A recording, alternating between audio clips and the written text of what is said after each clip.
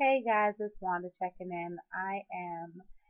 Today is Saturday, September 15th, my oldest daughter's birthday, and I am calling to give you my delivery story. So, everything started on Tuesday, September 11th. I did a 30-week and 3-day update for you guys earlier that day, and about 7:30 that night, I went to the bathroom to just go pee, and I felt a thump, which literally felt like a baby was dropping into my birth canal. And when I stood up, I just kept steadily trickling. And about 5 minutes into it, the labor pain started. And it's funny because I've been having these Braxton Hicks for about a month now. And you do truly know the difference between true labor and the practice labor. So um, I called my husband because he had just left out. When I went in the bathroom, he was leaving out the house to take the kids to practice for cheerleading and football. So I called him up. I told him my water just broke and the contraction started, and he needs to gather up the kids and come right back home. So he did that. He got back home about 8 o'clock. I was getting dressed, getting myself together. We got in the car a couple minutes after 8. The contractions were horrible, more pain than I ever remember being in my entire life. My son was in the back of me. He was kind of crying and upset. He was like, I don't want to see you in pain. And I told him this is the process. This is how babies come. I went through the same thing for him, and I went through the same thing for his sister. And in the meanwhile, my husband keeps trying to touch me, and I'm like, please do not touch me. Do not touch me.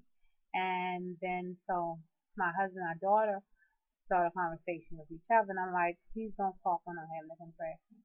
And my husband, I don't know if he thought he was being funny or what, but he said, well, how about if we sing? And I told everybody in the car, if anybody said another word before we got to the hospital, I was getting out and I was walking. Impossible considering the hospital was 25 minutes away, but I was so mad. I just wanted silence and drive, and I have never experienced anything like it before in my life with either of my other kids. So with Ashley, I was in labor for 21 hours and I pushed for about 40 minutes. And with Christopher, I was in labor for 17 hours and I pushed for about 20 minutes. But when we got to the doctors and we got here to the hospital, it was a couple minutes before 9 o'clock. My husband and daughter checked me and I couldn't sit down. I went into the back of labor and delivery, the very first room on the right hand side when you come in, and they checked me immediately, and they said that I was 10 centimeters and plus 1 station. And I'm just thinking to myself, you have got to be shitting me. That means I'm not going to get any medication. And I kind of knew it because the contractions were less than 2 minutes apart. And when I say the pain was greater than anything I felt in my life, it was greater than anything I felt in my life. With Ashley, I think I got an epidural at 4 centimeters, and with Christopher, I got an epidural at 7 centimeters. So they called the OR immediately to send me there because it's just standard procedure to have multiples in the OR. Nothing was looking bad or anything. They never had a chance to connect me to anything, to do anything. They moved fast. I think I had 3 contractions before by the time we got to the OR. They literally hooked me up to an IV. The anesthesiologist introduced himself, and the doctor on the call came and introduced herself. She checked me while I was just about to have another contraction. I think this is like maybe the 4th or 5th one since we were on our way there. And she said to me, Mrs. Jones, on your next contraction, you're gonna have a baby.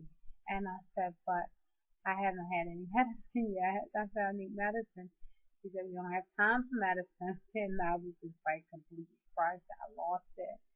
And she said, you're going to have your baby on your next push. And I said, but I haven't pushed either.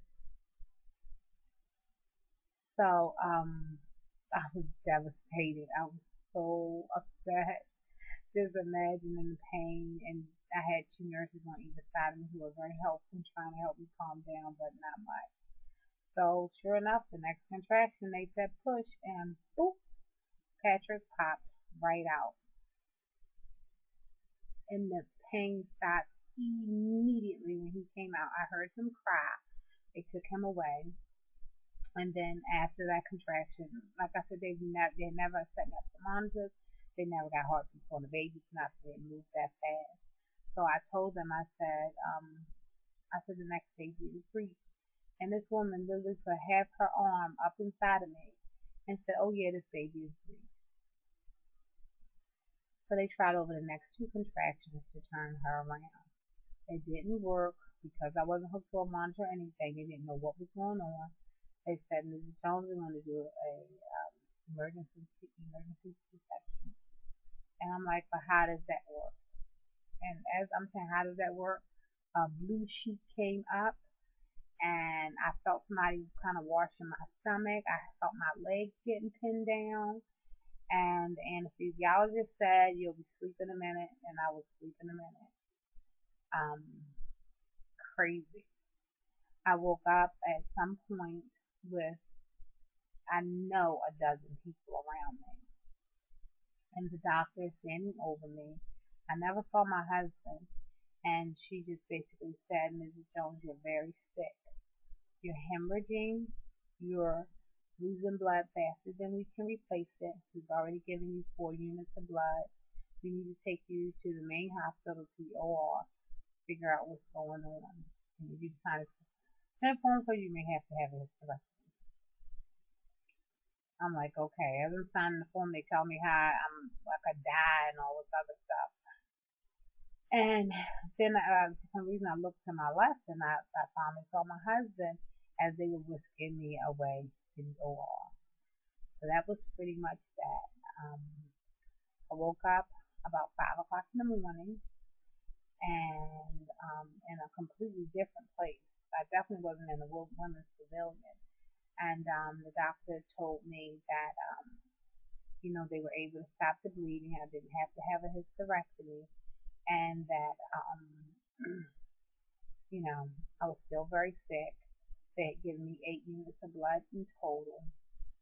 And I just asked where was my husband, and they said he's waiting for you to get better. And I asked where were the babies, and they said the babies are doing great. And I said, well, then I need a breast pump, because I knew I had them about 9 o'clock the night before, and it's 5 o'clock in the morning. I said, I need a breast pump, and they said, you won't be doing something right now. We need to get you better.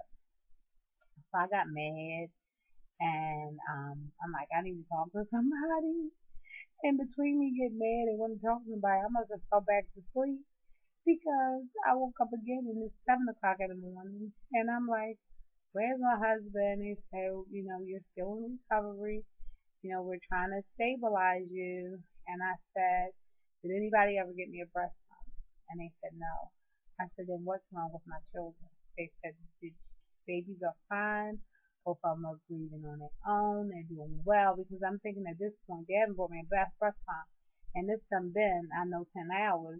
And I signed forms saying not to feed my baby.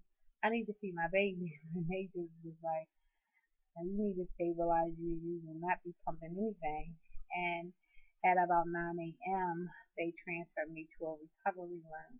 And I got to see my husband. He came in. And I don't remember who else. I have no idea who else or what else had happened at that point. Let's see, this is 8 minutes. I don't know how much time you get to record a video. But what I'm going to do is I'm going to pause this, and I'm going to start again telling you about when